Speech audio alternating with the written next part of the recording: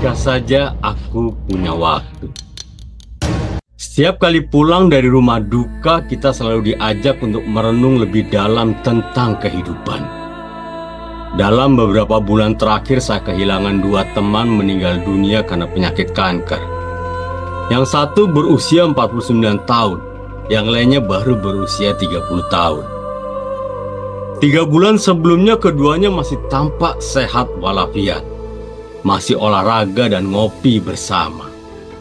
Tiba-tiba mereka merasa kurang sehat. Lalu divonis dokter menderita kanker stadium 4. Jarak saat vonis dijatuhkan sehingga ajal datang menjemput, waktunya tidak sampai 2 bulan. Di rumah duka kita pasti akan disadarkan bahwa dunia ini adalah sebuah terminal, di mana kita semua sedang duduk. Kita semua sedang menunggu giliran. Ketika nama kita dipanggil, kita mau tidak mau, suka tidak suka, siap tidak siap, harus berangkat. Kanker, serangan jantung atau penyakit lainnya termasuk juga kecelakaan atau bencana alam hanyalah sebuah jalan atau sebuah sarana. Lucunya, kita semua tahu tentang kebenaran ini, tapi kita tidak pernah sungguh-sungguh menyadarinya. Kita kadang menganggap akan hidup lama di dunia ini. Atau juga, seperti kata seorang sahabat saya, kita berpikir kematian itu hanya milik orang lain. Di tengah-tengah waktu yang berlari dengan sangat cepat, kehidupan kita, Anda dan saya, sedang melaju dengan pasti menuju titik akhir.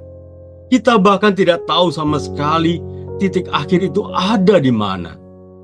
Mungkin ia berjarak 30 tahun, 20 tahun, 10 tahun, atau jangan-jangan hanya hitungan hari.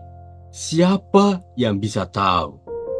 Tidak ada satu manusia pun yang bisa mengandalkan kesehatan, kekuatan, dan kejayaannya untuk menangguhkan kematiannya. Saya tidak tahu Anda berusia berapa.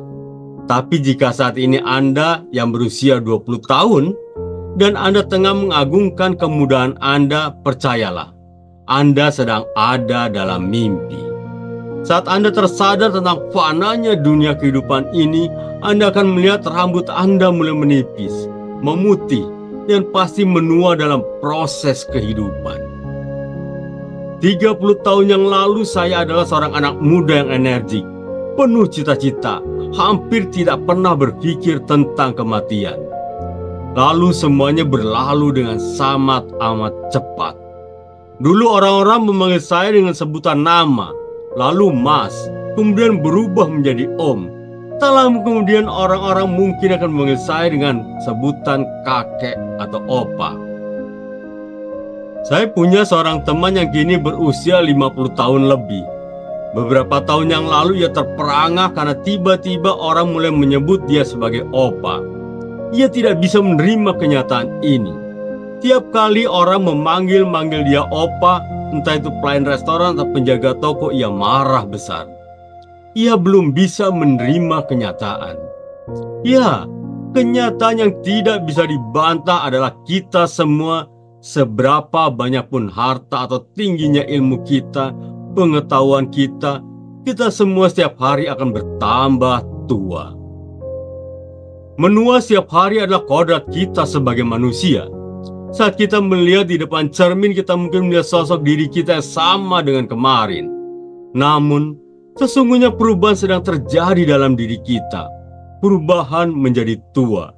Tidak ada yang sama antara kemarin, hari ini, dan besok. Bukan hanya tubuh kita, tapi juga semua benda-benda yang ada di sekeliling kita.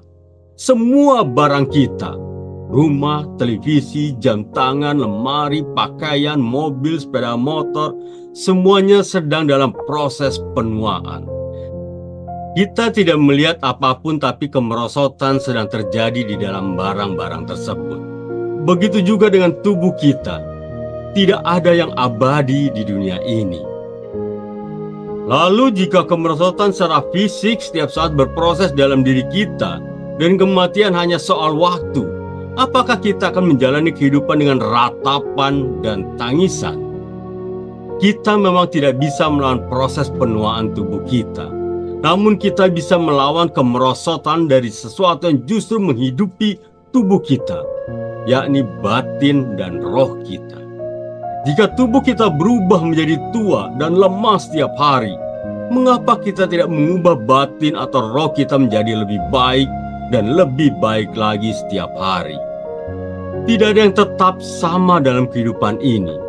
Begitu juga dengan pola pikir dan paradigma kita. Sementara tubuh kita mengalami kemerosotan, kita memperbarui cara berpikir, hati kita dari hari ke hari. Memahami sungguh-sungguh bahwa kehidupan ini hanya sementara dan karena itu waktu yang tersisa amatlah bernilai. Akan membuat kita benar-benar menghargai kehidupan ini. Tidak ada yang lebih baik dalam kehidupan ini, selain setiap hari terus belajar untuk mengisi kehidupan ini dengan hal-hal yang baik. Mencintai dengan lebih baik, mengerti orang lain dengan lebih baik dan berpikir bijaksana, mengampuni dengan lebih baik, membantu orang lain dengan lebih baik. Dan dengan itulah kematian akan menganugerahkan kehidupan yang jauh lebih kuat dan lebih baik buat kita. Hidup adalah persiapan untuk kekekalan. Banyak sekali yang harus dilakukan. Ya, jika saja aku punya waktu. Jika saja aku punya waktu.